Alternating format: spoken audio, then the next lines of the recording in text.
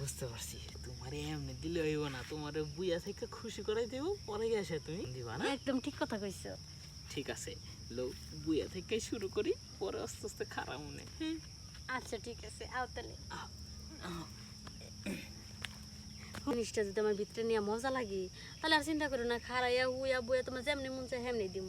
আগে বইয়া থেকে শুরু করো, আসলে তোমার জিনিসটা কি মজা লাগবে নাকি টেস্ট করে নিই।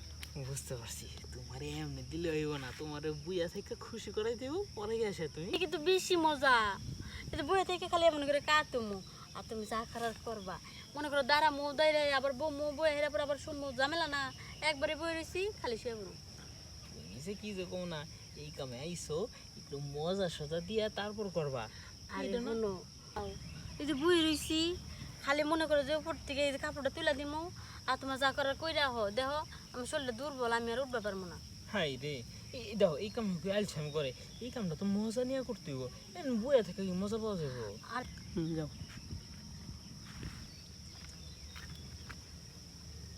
যাই।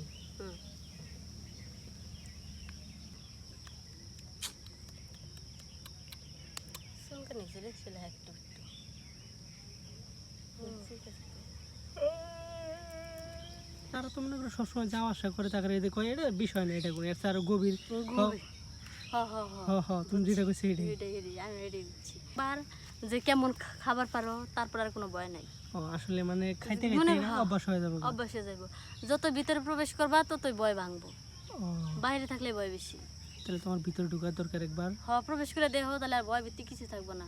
তুমি তো নতুন নতুন এই কারণে ভয়, আর যারা সবসময় আহে তাদের কোনো ভয় নেই। আসলে কি যখন সবাই তো আর ওইগুলা দেখা গেছে একরকম ভয় পায় না।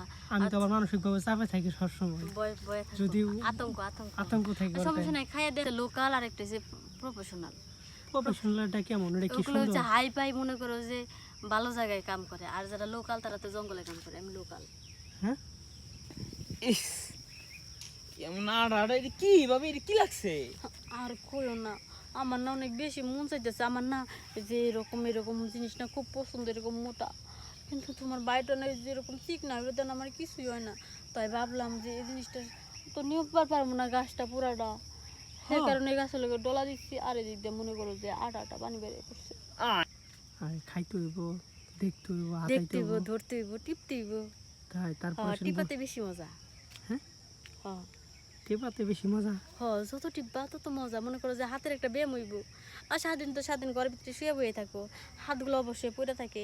আর যখন টিপা টিপি করবা তখন হাতের একটা ব্যায়াম হয়ে যাবে।